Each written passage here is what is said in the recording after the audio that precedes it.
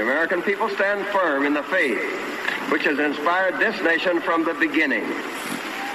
We believe that all men have a right to equal justice under law and equal opportunity to share in the common good. We believe that all men have the right to freedom of thought and expression. We believe that all men are created equal because they are created in the image of God. From this faith, we will not be moved. Hello, and welcome to the Freedom of Thought podcast. I am your host, Paladino Joey, or Joey Awajan. Freedom of Thought is available on all of your favorite podcasting apps, featuring Spotify, but of course the requirements for that to ever get off the ground are pretty much astronomical, so I'm not really counting on that happening unless, the show somehow can finally grow and get out from under the weeds and brush, basically, of the podcasting universe. So I need people to share the show, put positive ratings on Apple Podcasts, iTunes, or anything else, any other apps that are allow you to do so. Today, we're going to talk about a former local news anchor a little bit in a positive way, and not because he's coming out as a conservative or anything like that. Who knows, maybe he is. But the fact that he never has any smart-ass, snide comments to say about conservatives, about Trump, or anything like that. Forgive the little French I just threw in there. But see, like Dan Barrero, he went on Dan Barrero, who leans left, obviously, locally, a sports show that's not really a sports show. It's kind of sports with other things, a section, this and that. And oftentimes he'll bring in somebody like, say, a Bob Costas, who will say, you have to be objective about both sides and this and that. Oh, you have to be objective.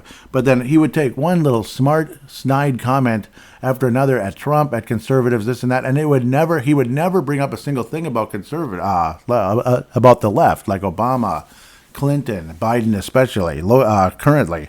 He had nothing to say about that. So obviously he was just playing us all for fools, like, we got to be objective. Yeah, well, you just only take shots at conservatives rather than truly be objective and say, honest to God, the Biden administration is not handling the economy well. The Biden administration shutting down the pipeline made no sense. The border situation is a complete disaster. But nope, we can't bring up any of that. We got to just make fun of Trump. So that's kind of what Bob Costas did. But the man I'm about to mention, and you'll already see him in the title of the episode, if you are at least fairly local to the Twin Cities in Minnesota, Minneapolis, Minnesota, St. Paul, you might know him in Iowa a little bit, just because maybe you've heard of Carol Levin, obviously. Going back from 1983 to 2003 is when this news anchor was so graciously gracing the airs in the Twin Cities. A man by the name of Paul Majors. He came on Dan Barrero, and in the past, he used to be a regular weekly guest on Chad and Barrero and this and that. And he never really got into that at all. Never really had a smart bleep thing to say. Never really had a smart aleck thing to say about politics whatsoever. He would just talk about the news, have a little fun, maybe throw in a little, sports takes here and there. But mostly, again, obviously, mostly a news guy, news anchor, this and that. Born in 1954, May 15th, 1954. And, he's coming in out of Santa Maria, California. Sorry, I keep getting those mixed up. Santa Maria, a place I've heard would be a wonderful place to be. Earned his bachelor's degree from the University of Washington, 1977. And continued education. I wound up in St. Paul, Minnesota along the way. And then eventually in 1983, joined Carol Levin, very exciting, and stayed there for 20 years. And unfortunately, it came to an end in 2003, September 2003, and that was quite a bummer. And then moved to Los Angeles for KCBS TV in 2004. So obviously it was kind of like it took a while for him to move and all that and get everything started and the new contract to start, I'm sure, in the city of Los Angeles. So I'm sure it was a nice move for him and everything. But for me, Paul Majors, just a class act. And every time he came on the air, which was, weekdays, Monday through Friday, for the most part, unless he's on vacay or God knows what else, wow. You never had this vibe like, what a biased guy. I can't watch this crap. It's garbage. And that's pretty much what Carol Levin became over the years. It is impossible to watch now. I mean, Carol Levin is as left-wing as it comes, basically. But pretty much all the local stations. I stopped watching local news pretty much after Paul Majors left. Like, I'd watch it here and there, pop into it a little bit here and there, but it wouldn't be regular. Back in those days, I could watch it regularly without really feeling like I'm getting a dose of left-wing bias getting shoved down my throat. And conveniently, right around that time was when the left-wing bias really started to become more and more visible in the early 2000s. Some of you might say it started all the way back in the 1960s, and you're probably right. But Paul Majors didn't throw that at you, which might mean maybe he isn't a hardcore lefty. And I hope he isn't, but it's impossible to say. Some people actually might know him. Maybe you'll know stories about him, this and that. But for the most part, I would say Paul Majors has been a class act. Unfortunately, did talk about his struggle with alcoholism when he retired from broadcasting in March 2017. That's when he actually revealed it. Unfortunately, I think most members of the media are alcoholics. You listen to Score North, Mackie Judd, Declan Goff. They often talk about constantly about drinking all the time. Like, they never stop talking about it. You hear one of them. I won't mention which one because maybe I'd be taking a shot and being disrespectful, or it could be look as defamation. I often spend $140 at the liquor store pretty much every weekend. Really? $140 at the liquor store every weekend? You're telling me that's not an alcoholic? I would say it's a pretty good chance. Often you get these snooty rich people, in the suburbs that are probably left-wing because they don't look conservative. That'll do that all the time in terms of some big ritzy like party basically. They're still frat boys and girls at age 67. I'll never understand that either. But, Declan Goff, or like one of them, Declan Goff, Phil Mackey, this and that. They're all young, kind of middle-class people. Phil Mackey, Judd Zulgad's a little bit older. But one of the three will spend, triple digits at the liquor store every weekend. They probably all do. And they constantly talk about it. And almost every media member has a history of alcoholism. So I know I'm going way down a rabbit hole here, which could get me in a little bit of trouble possibly. So I apologize. It just seems to be a very common thing in the media. I don't know if it's like boredom or stress or what, or just like peer pressure. I don't know, like, oh, he's drinking, let's have a couple, and then it turns into like almost like a dependency, or it does turn into a dependency. So, all the respect to Paul Majors. Sorry for going down that rabbit hole. That's about Paul Majors here, not about people's alcoholism all over the place. But it's nice to know, he kind of, kind of revealed it, this and that, and still, I lost no respect for Paul Majors whatsoever. There's nothing about him really that I dislike, and that's literally impossible to say with news anchors these days. I mean, even like a Bill O'Reilly, I thought sometimes he'd ignore stuff, this and that. Maybe some of the bad things about him were true, some weren't. He certainly has a very hot temper. That's evident, or at least he did back in the day, but I think he does. I certainly don't hate Bill O'Reilly at all. But again, somebody that I probably agree with fundamentally on a lot of things. You can find flaws. See, Paul Majors, there's not much, So just a very likable person. His voice was and is unbelievable. Obviously, he's aged, so it's not the same as it was like in the 90s. Like, my voice isn't the same as it was when I started Paladinolive back in 2008, which was the beginning of myself behind the microphone in the podcasting world. So, again, people like Paul Majors are why I would want to be behind a microphone doing a podcast or in front of a camera. People like Paul Majors are the top of the list. Just really appreciate him being the class act he always was and always will be. And I appreciate that somebody can come on a radio show where you might vent a little bit about stuff at times, politically, sports, personal, God knows. And he didn't make one shot, not even the slightest little hint at a Trump or anybody like that, a DeSantis, anybody like that. He didn't talk about Biden either, and that's fine. Totally fine. It'd be funny if he did. It'd be cool, but that's fine. Hey, we can take a break. Isn't that nice? I think that's what it's all about. So thank you, Paul Majors. Just in case, 1 in a million chance you're listening, maybe somehow, some way, because your name is in the title of this episode, somehow, some way, somebody gets it to you. But this is a huge shout out and a salute to Paul Majors, KARE 11, 20 years with KARE 11, 1983 to 2003. A man that I absolutely look up to in the media world. Thank you, Paul Majors. God bless you very much. With that said, I think I might throw in some bumper music here to split things.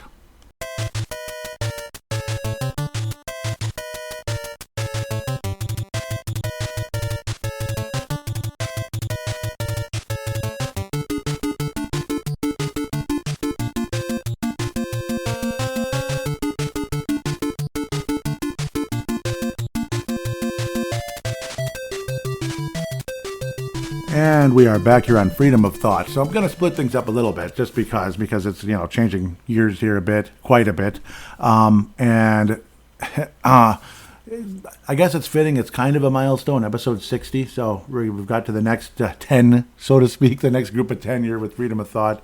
I wish I recorded this more often, and someday I probably will, depending on someday. Maybe my schedule will change. Things will lighten up a bit, and I can have more time behind the mic. Or again, obviously, being able to go mobile has allowed me to do this show more often as well. But today in quote-unquote studio, because there is a call-in from Ray from Kentucky. We'll get to that very shortly. In fact, I think I should get to that right about now, honestly. Hey, Joey. This is Ray from Kentucky calling in to the Freedom of Thought podcast. On today's episode of Karma, let us discuss the lousy U.S. women's national team that got their asses kicked in the World Cup. Serves you right. All that woke crap about getting paid and gender equality and LGBTQAS weeks bit you badly. Even worse, refusing to sing the national anthem when other players from other countries sang their national anthems was karma right in the face. Good riddance. Could not have happened to a better group. Oh, by the way, I said that karma would bite Travis Kelce in the ass with injuries. And I was right. That liberal Bud Light commercial doing Antichrist simp is now dating a liberal anti-American broad in Taylor Swift. You can be damn sure I am boycotting all of her music, and it will never be played in my home nor car ever again. Next, I am tired and exhausted of the woke left shoving the Barbie movie in my face and trying to convince me it's a great movie. They lie in the box office by telling us it set records and that it is the #1 movie in the world. Yet all their liberal Hollywood cast and crew filmed that movie for empty movie theaters, and their target audience is people who still think COVID exists. Also, how about that fake Republican Chris Christie who sided with the Ukrainian president? A true Christian conservative would tell him to fight his own war. We already gave him pallets of money to lose a war that they won't ever win. By the way, I wasted 2 hours watching the most pathetic Republican debate. More than half the candidates bashed Trump, supported abortion, and supported sending money to Ukraine. I swear to God, it felt like I was listening to Democrats.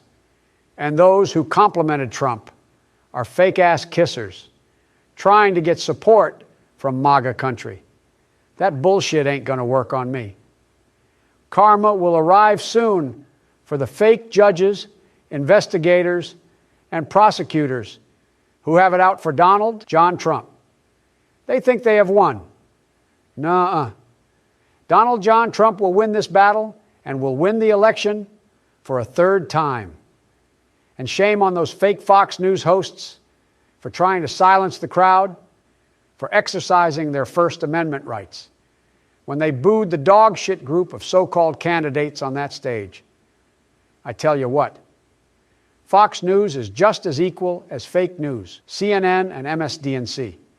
They support silencing. They put out fake poll numbers, and they ask Trump the hard questions that they don't ask anyone else. I must say, I am loving the college football season while boycotting the raging liberal NFL. That crap will not be on my TV in my house. I must say, I am proud of my grandson. He purchased the new Madden video game, and he sold it after playing it once. He didn't want it anymore because in the game, they have that irrelevant crap in the end zones about race and also on the back of the helmets. It's sad how brainwashed people are to believe that shit. Joey, I have a couple of questions I would like for you to answer. First off, what do you think must be done to start flipping some of these gay, loving, anti-Christian blue states into red states for 2024? My other question is, which Republican nominee will face off against Trump to represent Republicans in 2024? My last question, who do you think Trump will run against in 2024? Will it be sleepy Joe Biden? Or will it be that racist Kamala Harris or someone else? God bless you, Joey. Ray from Kentucky signing off.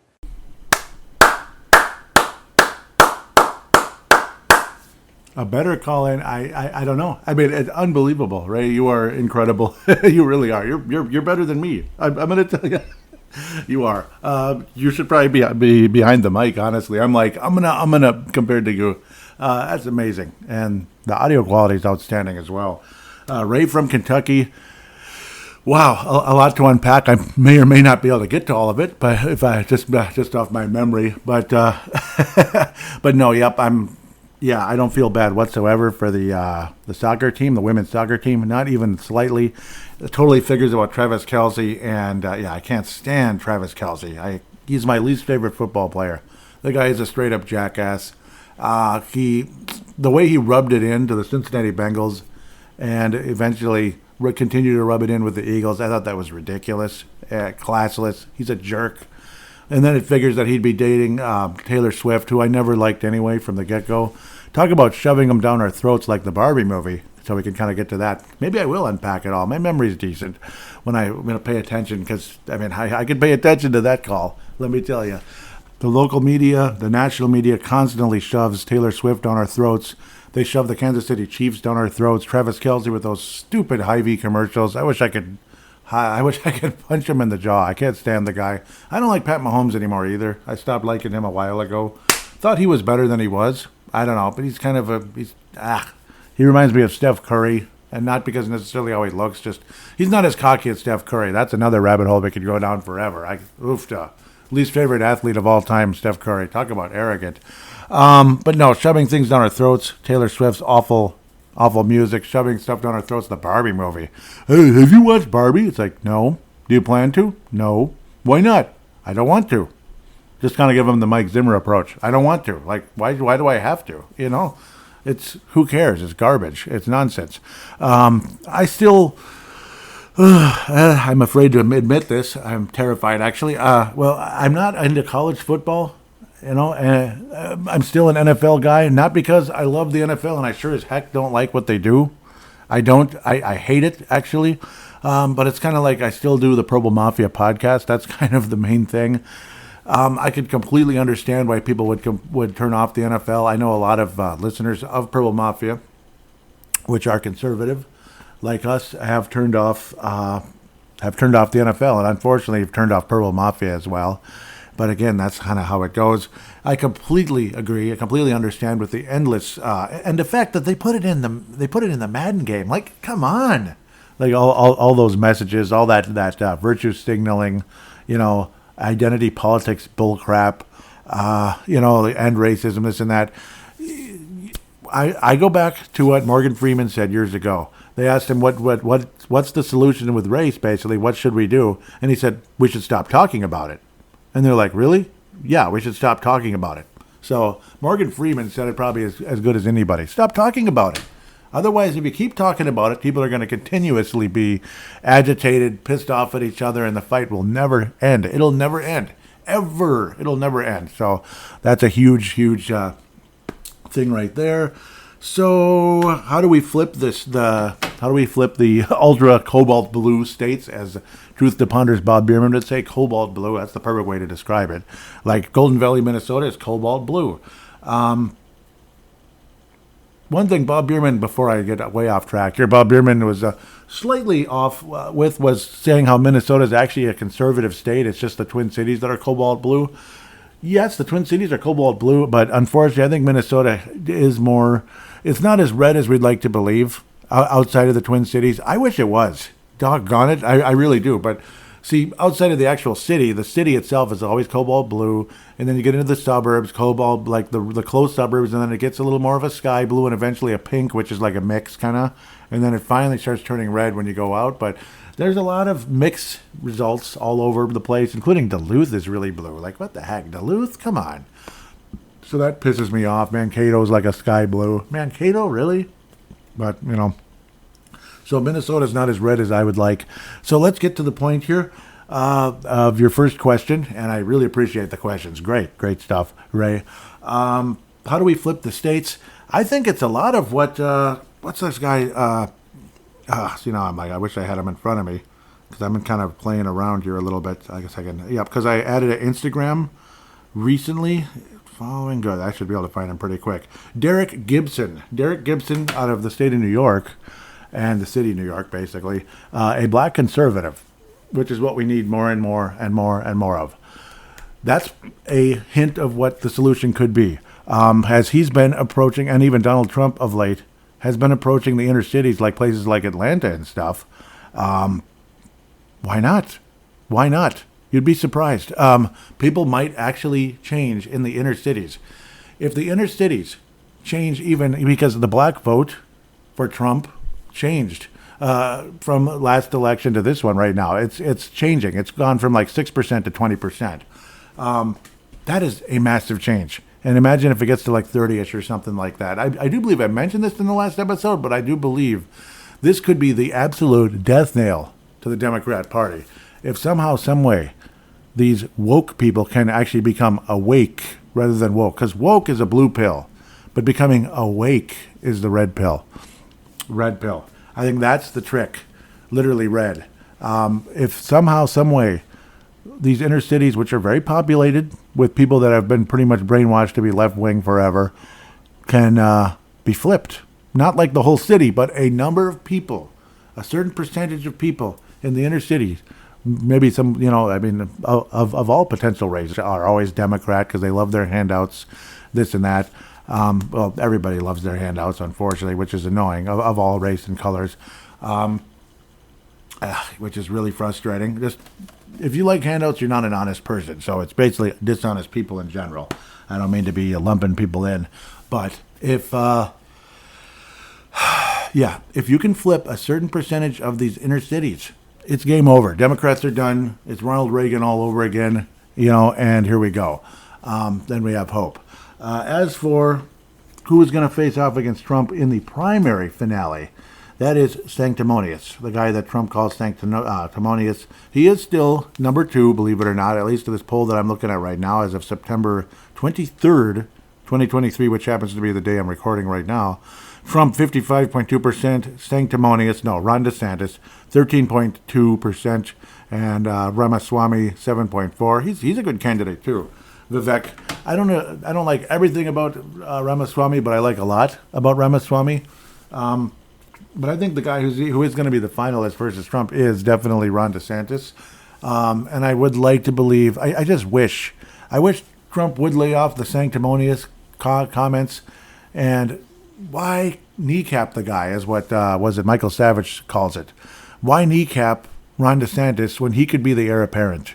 We could be looking at, 12 more years of good presidents, potentially. We could be looking at 12 years of good presidents. Obviously, if you get sleepy, corrupt, piece of rotting corpse, trash, garbage, Mickey frickin' fill in the blank, Joe Biden out of office, and everyone around him, and get Trump in and potentially DeSantis afterwards. See, beating up Ron DeSantis, why? Why do you have to do that? Why do you have to do that? You're probably the strongest candidate anyway. And I know Trump's probably irritated, like, why are you running against me? Why? I wish Ron DeSantis didn't do that. I think they both kind of are screwing up by doing that. Why divide the Why divide the good conservatives? Screw all the rhinos. Like, frickin' Pence. Why is 4.5% voting for Pence? Why? Why? You didn't take enough of that. You didn't feel that dagger in your back on January 6th when that frickin' piece of human trash turned his back on this country? Yeah, I said it. I hate Pence now after what he did. He's a traitor. Some of you may disagree with me, but I think he is. And he's been nothing but a traitor ever since. There's a reason why a big fly landed on his forehead. A lot of people believe that's a sign of possibly a demonic presence, that he might have literally been there as a sabbatee the whole time, or at least later on during the administration. I hope I haven't divided my listeners with that statement, but I got to think most of you are pretty ticked off at Pence, Mike Pence. I almost called him Tom. I swear there's like a Tom Pence out there, but it's not that uncommon of a name. Ramaswamy third. Haley's a good one, possibly, but it's Trump DeSantis, and as for the finale, it's Trump, and it's probably going to still be Biden, even though, I don't know, people keep saying Biden's going to be pushed out, Biden's going to go away. I don't think so. I think I don't know, I'll believe it when I see it. I don't think Biden is long for this world. I don't. I think he's not going. I don't know if he's going to be alive 4 years from now. Not because he's going to be murdered, but because his life is going to end. Naturally. Maybe he. But then again, in the position he is, look at Dick Cheney. Dick Cheney. A lot of us thought he was going to be dead before he was out of office. He's still living, and he's still running his mouth, being a jerk, being a backstabber. So he's a Bush and Cheney can do something. They have definitely turned their back on this country, and they weren't as good as we thought either. Not even close. Okay, end of that rant. And thank you so much, Ray. That was spectacular. As good a call-in as you can ever get on any show, ever. And I'm not discounting Mark Carlson or Gerald String. You guys' call-ins are freaking awesome. Freaking awesome. Please keep calling in, guys. Just want to say, Ray, how amazing you are. It's amazing call-in. And everybody listening, I got to think, agrees. So let's get to the Facebook page first. Facebook, because there's only one comment. Facebook.com/Freedom of Thought 1776.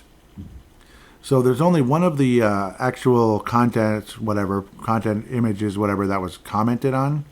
See if I can even. This is so. Ugh. Okay. Luckily, I can just. Don't you love it when you think you know what you're doing and then you don't? Okay. Yeah. There's all kinds of stuff.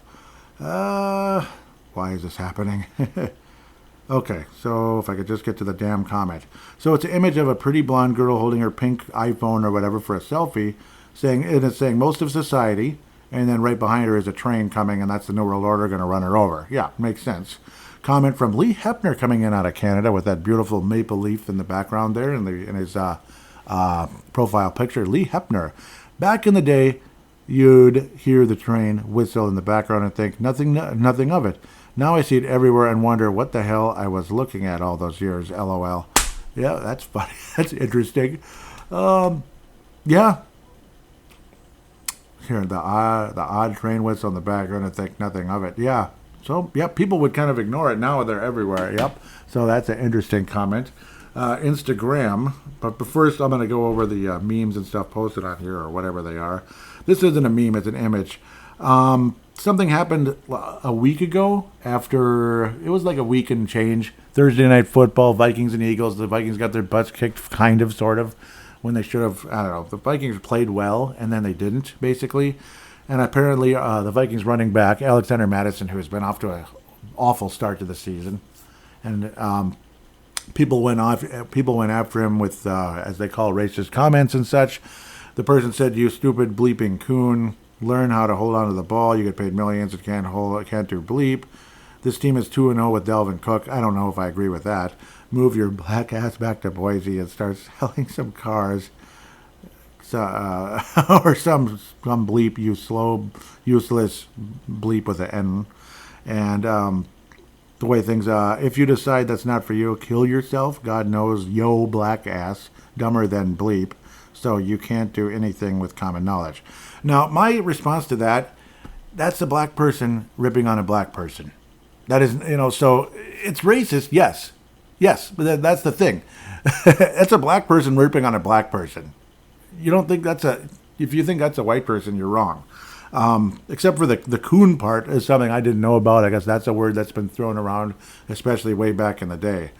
But I don't know. I think that's a white person or a black person talking to a black person. I'm sorry. So, of course, the media runs with it because it's some more fuel for the fire to throw gasoline on the race war, when it was actually black on black crime right there, as far as I'm concerned.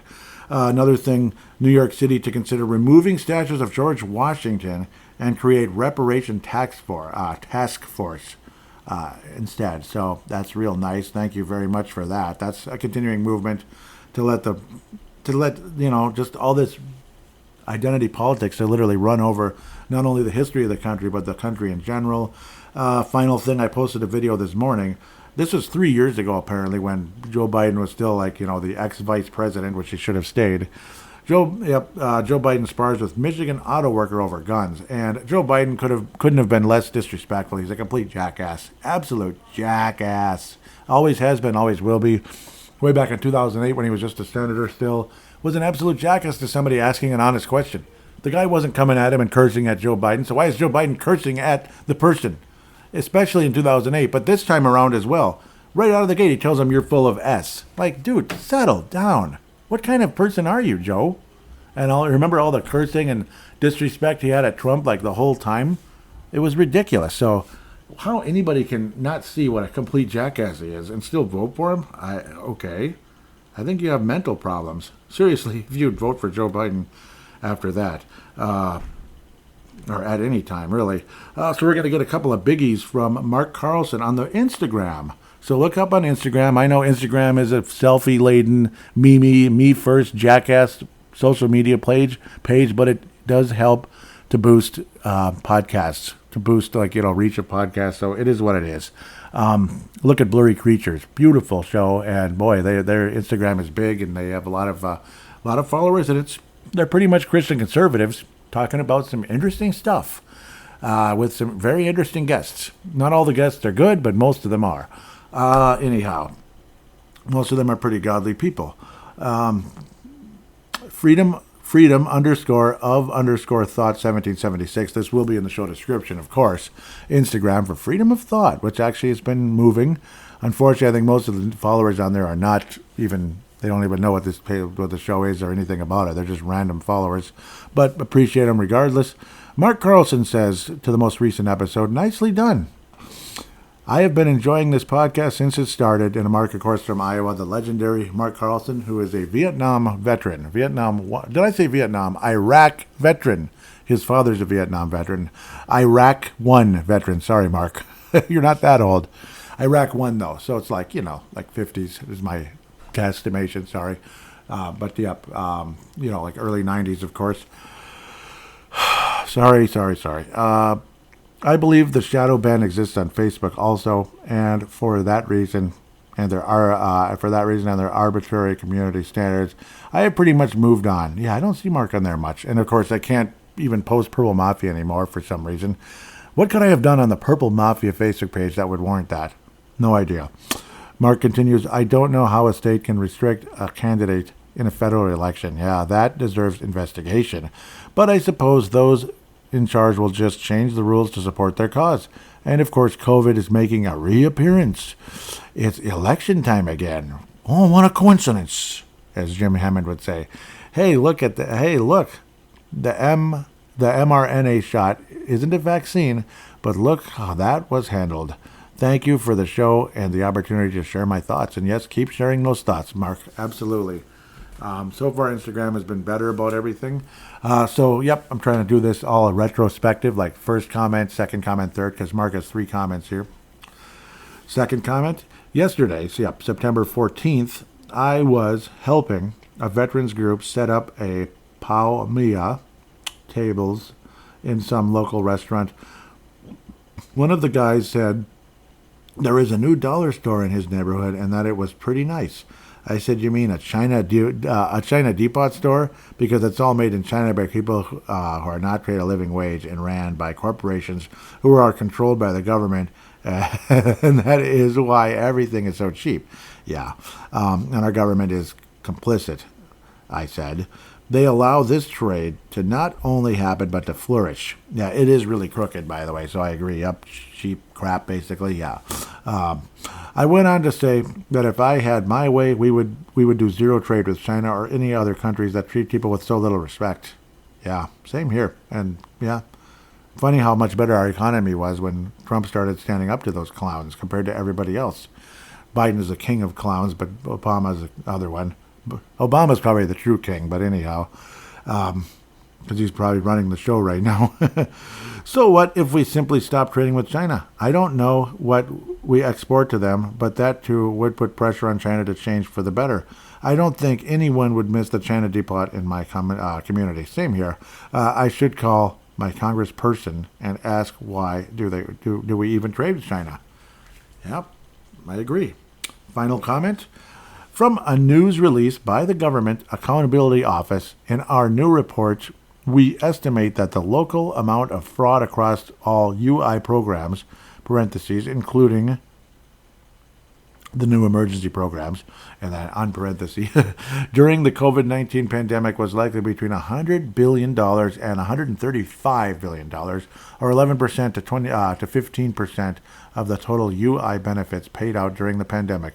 So the sad part of this is that I doubt anyone would be fired or disciplined, even though it is a huge story. And that this is more evidence, more proof that the government cannot manage itself.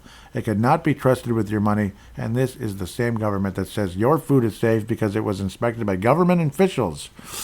The same government that is taking your money by the billions and sending it to Ukraine.